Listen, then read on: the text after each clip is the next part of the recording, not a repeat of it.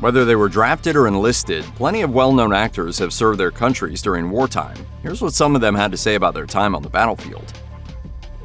Mel Brooks has never shied away from taking shots at Adolf Hitler, and not just on screen. Long before the producers, Brooks took on Hitler and the Nazis in World War II. He was drafted while he was still in high school, and still named Melvin Kaminsky. After basic training, Brooks was sent to fight in France and Belgium near the end of the war, where he worked behind enemy lines as an artillery observer in an infantry division before being ordered to mark the terrain for Nazi explosives. Speaking with TV Time Machine, Brooks recalled, "They gave me a bayonet and some string and they said, 'Throw for mines.' I said, 'Oh, you don't really want me to do that, do you? I'm liable to get blown up.'" Brooks was clearing the way for Allied troops in the beginning actions of what would become the Battle of the Bulge. He served for less than a year, but he was in grave danger more than once. In James Robert Parrish's It's Good to Be the King, the seriously funny life of Mel Brooks, he reflected, "They always say war is hell. War isn't hell. War is loud, much too noisy. All those shells and bombs going off all around you. Never mind death, a man could lose his hearing." After graduating from high school in Georgia in 2002, J.R. Martinez enlisted in the U.S. Army. The following year, at just 19, Martinez was sent to the Middle East with his 2nd Battalion, 502nd Infantry Regiment to the 101st Airborne Division, just as the Second Iraq War was getting underway. In an appearance on the Ellen DeGeneres show, he described a horrific episode, sharing, "I was driving a Humvee through a city called Karbala when my front left tire went over a landmine. The other 3 guys were thrown out of the vehicle, walked away with different injuries, but I was actually trapped. It detonated everything we had." Martinez suffered from smoke inhalation and burns over more than a third of his body that required 33 surgeries. He told CBS Evening News, "The first time I saw my face, it was pretty hard. The doctors didn't want to let me do it yet, but I said I gotta get strong and I gotta learn how to deal with it." After his discharge, Martinez became a motivational speaker and an actor, playing Brought Monroe on All My Children for 3 years and winning season 13 of Dancing with the Stars in 2011. Native American actor Wes Studi appeared in so many revisionist westerns of the 1990s, including Dances with Wolves and The Last of the Mohicans, that he was awarded an honorary Academy Award. At age 17, Studi joined the Oklahoma National Guard. 3 years later, he was called to active service. He went through basic training at Georgia's Fort Benning. Studi had just a year left on his 6-year commitment, but he was so intrigued by stories he'd heard from combat veterans that he asked to be sent to fight in the Vietnam War. Studi was assigned as a rifleman to the 9th Infantry Division. Within a few weeks, the Viet Cong violently overtook Chinatown, a part of Saigon occupied by Chinese nationals. Studi told the Oklahoma Oral History Research Project, "Our company was there, we were the brunt of it. As fighting intensified, the Viet Cong used the Chinese residents as human shields." Studi recalled, "Unfortunately, the 9th Division's response was to destroy that part of town. I'm not totally sure, but I think the 9th Division was censured for that part of the war." Maybe ministers and generals who blunder us into wars, Mrs. Barham. The least the rest of us can do is to resist honoring the institution. Less than a decade before he starred in the comic western Maverick, James Garner was drafted. In the Garner Files, he wrote, "I was the first Oklahoman drafted for the Korean War. I figured that if they needed me, they were in trouble. I'd already been in the National Guard. I tore up my knee during maneuvers and they gave me a medical discharge. But doctors cleared Garner for service and he deployed with the 5th Regimental Combat Team of the 24th Division, first stationed in Hawaii before being sent to combat operations in Korea." Garner recalled, "They needed fodder to stuff up the gap and we were the first replacements." On his 2nd day, Garner was at the back of his patrol group and he felt a sudden impact, writing, "I was hit with mortar shrapnel. Most of it glanced off my helmet, but a few fragments caught me in the hand and face and one cut my watch band." He was back in action within 2 weeks when his unit was targeted by Chinese forces in the first spring offensive in April 1951. Garner explained, "We were overwhelmed by the sheer volume of incoming fire as wave after wave of infantry slammed our position. Without thinking, I shouldered my rifle and started ripping away. I'm pretty sure I hit one of them because I saw the head snap and the helmet fly off." If the trouble went down, I would go for the curtain because that's got good concealment. And I hate to tell you this, but I would use you as a human shield probably. Rob Riggle spent a year on Saturday Night Live in the mid-2000s and went on to a string of supporting roles in some of the biggest comedies of this era. He recurred as Gil Thorpe on Modern Family and made memorable appearances in Step Brothers, The Hangover, 21 Jump Street, and The Other Guys. But before all that, Riggle served in the U.S. Marine Corps Reserve for 23 years, which took him to conflicts in Liberia, Kosovo, Albania, and Afghanistan. Within minutes after the September 11th attacks, Riggle was recalled to active duty.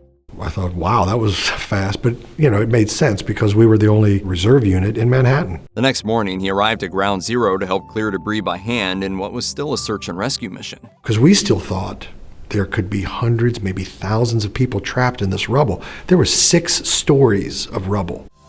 Dennis Franz is best known for his work on 2 Emmy-winning crime dramas, Hill Street Blues and NYPD Blue.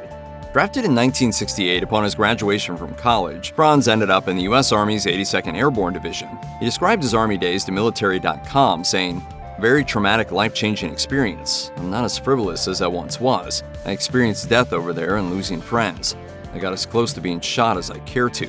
I could feel and hear bullets whizzing over my head, and that shakes you up quite a bit." When you go from civilian life to a war zone, nobody on the planet can tell you what it's like. It was so horrifying that Franz very briefly considered deserting, but in an appearance on the Late Late Show with Tom Snyder, he shared, "I don't think I would have been able to live with myself had I done something like that. You just want to be out of the situation. You just wish you could be any other place in the world except where you are at that moment. And the only way to get out of it is to shoot back and make somebody stop and let me get out of it." Why should I be scared of you? Because I got a reputation for being a dangerous man. Paul Newman was dangerous, all right. And we're not just talking about those ice blue eyes he used to maximum effect in such classic films as Cat on a Hot Tin Roof, The Hustler, and Cool Hand Luke. When World War II was declared, Newman had dreams of becoming a Navy pilot. He walked his talk and signed up for V-12 pilot training, but his dreams of flight were quickly dashed when doctors realized he was colorblind. A colorblind fighter pilot would be extremely dangerous, and not necessarily in the right way. So Newman pivoted, becoming a radio operator and rear gunner on a torpedo bomber ship. On a 1998 press junket, Newman admitted, "I thought it would be a big adventure. I was really dumb. I never considered that it might be dangerous." The most personal violence Newman saw wasn't in battle. He was half Jewish, and in his memoir, The Extraordinary Life of an Ordinary Man, he described an anti-Semitic slur that was directed at him, writing, "A big brawl ensued. I landed on this guy, and he had his arm under his hip and tore everything out of his elbow. When he got off the floor, he could only move one hand. No one ever bothered me again." In 1939, Izhor Danielovich Dembski, dreaming of a career in the theater, Americanized his name to Kirk Douglas, but retained his Jewish identity. 2 years later, when America entered World War II, he enlisted, telling Playbill, "I felt a wave of patriotism and a wave of Jewishness about what was happening in Europe, so I joined the Navy." I can beat him. You know I can beat him. By 1943, Douglas was a communications officer on Patrol Craft 1139. In his autobiography, The Ragman's Son, he explained, "Using sonar, we would search for Japanese submarines. All day long on the bridge, you'd hear the echoing of the underwater sound waves, ping, ping, ping. One day, the steady ping, ping, ping changed to ping, ping, ping, ping. The commander killed the engine and ordered the release of a depth charge, but a sailor accidentally fired artillery." Douglas recalled, "Suddenly, there was a huge explosion. People went flying everywhere. There was confusion, but it didn't take us long to realize that we hadn't been struck by an enemy torpedo. We had blown up our own ship." After reaching safety in Mexico, Douglas became extremely ill.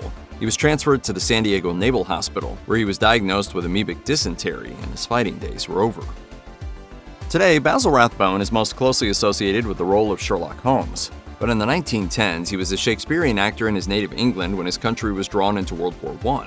In his autobiography, In and Out of Character, Rathbone wrote, "I felt physically sick to my stomach as I saw or heard or read of the avalanche of brave young men rushing to join. Was I pigeon-livered that I felt no such call to duty, that I was pondering how long I could delay joining up? The very idea of soldiering appalled me."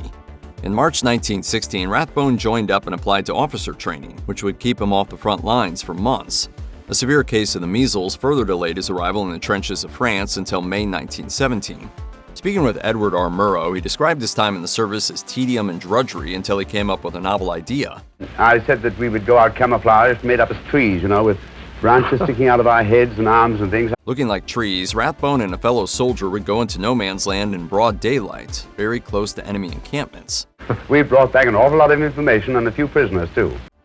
The legendary, innovative, and perpetually dour silent film comedian Buster Keaton starred in his first short, The Butcher Boy, in 1917. The following year, he received an Army draft notice. After training in California and New York, Keaton's division was shipped to England and then to the trenches of France. Corporal Keaton served in France for 7 months and said, "I slept every night but one on the ground or on the floor of mills, barns, and stables. There was always a draft close to the floor of such farm buildings, and I soon developed a cold which imperiled my hearing. Before I was overseas a month, my superiors had to shout orders at me. I had become almost stone deaf due to my being exposed to floor drafts each night. Re-entering camp one evening, he was nearly shot by a guard because he couldn't hear the order to stop."